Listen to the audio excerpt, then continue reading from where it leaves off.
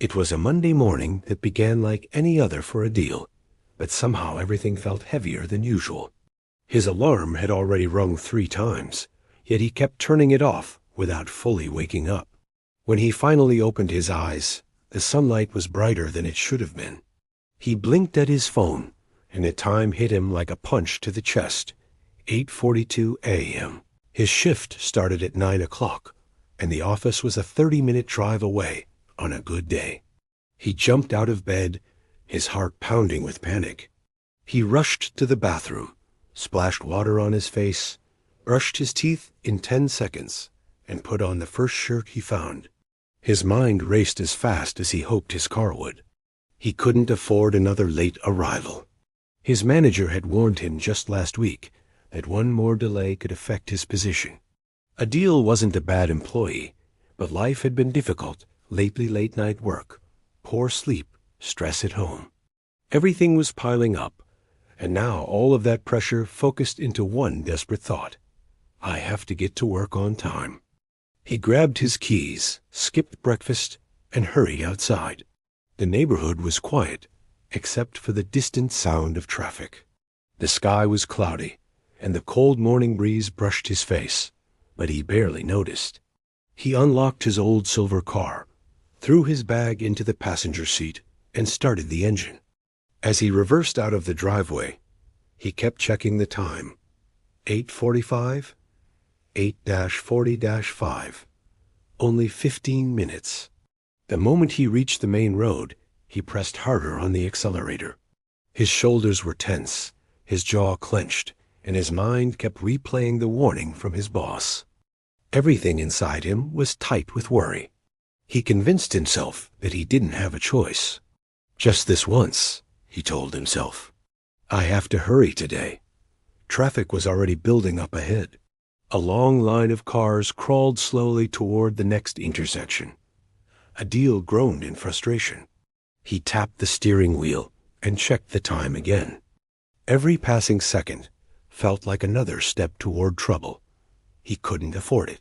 Not today. He noticed a narrow side road to his right, a street he had never taken before.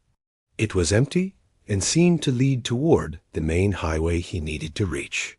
He hesitated for a moment. The road looked unfamiliar, almost hidden behind a row of small shops. But the traffic ahead was barely moving. He felt trapped between patience and panic. In the end, panic won. He turned quickly and entered the narrow street. At first, he felt relieved. No cars, no pedestrians. Just an open stretch of road that could save him time. He pressed the accelerator a little harder, hoping he might still make it on time. The buildings on both sides were old and close together, casting long shadows across the pavement. Adeel didn't like how tight the space felt, but he kept going. The road twisted, turned, and then sloped slightly downward. He kept glancing between the road and the clock on his dashboard. His breathing was shallow, his hands sweaty. 8:51. He sped up even more. Then he saw a small speed breaker, only a moment before his front tires hit it. The car bounced sharply, shaking everything inside. His phone slipped from the dashboard and landed on the floor with a loud thud. Adeel cursed under his breath, annoyed. He reached down quickly to grab it, just for a second, just to put it back where it wouldn't slide again. But the second he looked up, he felt his stomach drop. A van was turning out of a side street directly ahead of him. It was slow, old, and completely unexpected. Adeel panicked. He slammed the brakes. The tires screeched loudly, the sound echoing between the narrow buildings like a warning he wished he had heard sooner. His heart jumped into his throat. Everything felt frozen and fast at the same time. For a split second, he thought he might stop in time. He didn't. The front of his car collided with the side of the van with a deep, crushing force. His body jerked forward, saved only by the seatbelt he had barely remembered to put on. The sound of impact rang in his ears like a giant metal drum. The world blurred. The car shook violently, then stopped suddenly, leaving silence behind, a silence filled with shock, fear, and disbelief. Adeel sat still, breathing hard. His hands trembled on the steering wheel. His mind was spinning so fast he couldn't think straight. He stared ahead, feeling as if the entire moment had happened in slow motion, yet too fast to stop.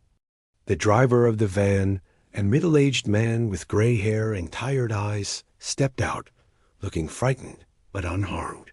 He examined the damage, then walked toward Adeel's car. Adeel felt his throat tighten as shame, guilt, and fear flooded him all at once. He opened the door slowly and stepped outside. His legs felt weak. The cold air hit his face, grounding him back in reality. He looked at the damaged vehicles, his own car, which he relied on so heavily, and the van, which the older man probably needed for work. "What were you doing?" The man asked, not angrily, but with genuine shock. "You were driving so fast in a street like this." Adeel looked down. He didn't know what to say. He felt the truth burning in his chest, like a confession waiting to be spoken. I'm late for work," he said softly, his voice breaking slightly. "I wasn't thinking." "I'm sorry." The man sighed deeply. He shook his head, not out of anger, but disappointment that reminded Adeel of his own father. It made his chest hurt even more. "You could have hurt someone," the man said gently, "or hurt yourself.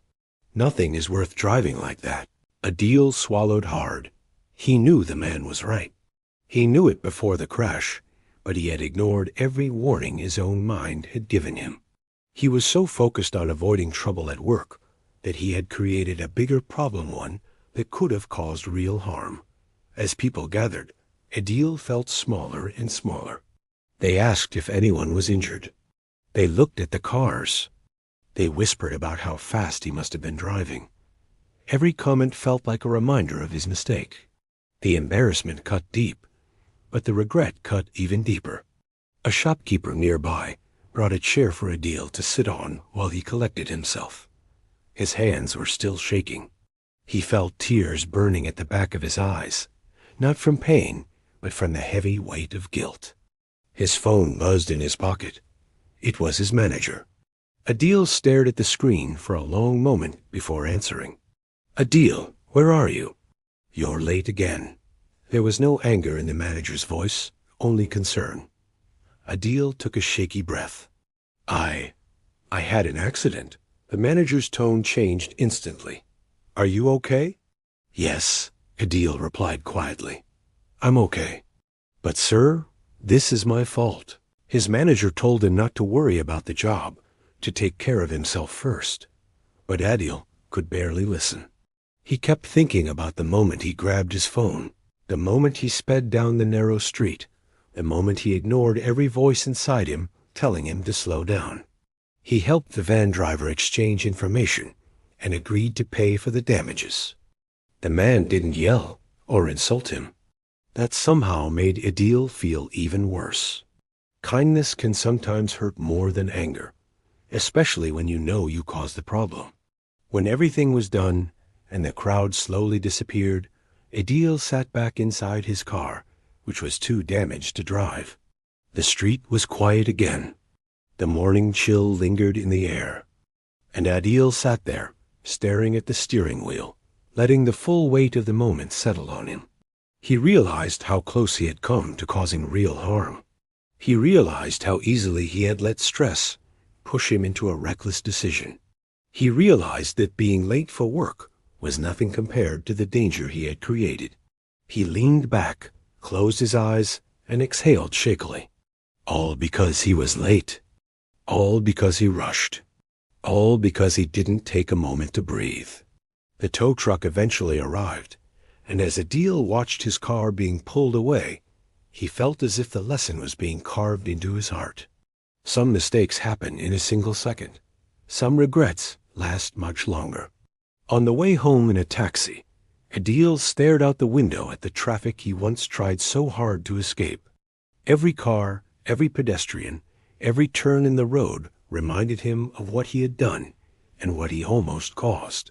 He promised himself, silently but firmly, never to let panic control his driving again. He understood something important that day, something he wished he had understood earlier. Rushing doesn't save time. Rushing only raises risks. And no job, no deadline, no fear of being late is worth risking a life. Moral lesson: no matter how late you are, safety must always come first. One moment of rushing can lead to a lifetime of regret. Slow down, breathe, and choose responsibility over panic, because every life on the road matters.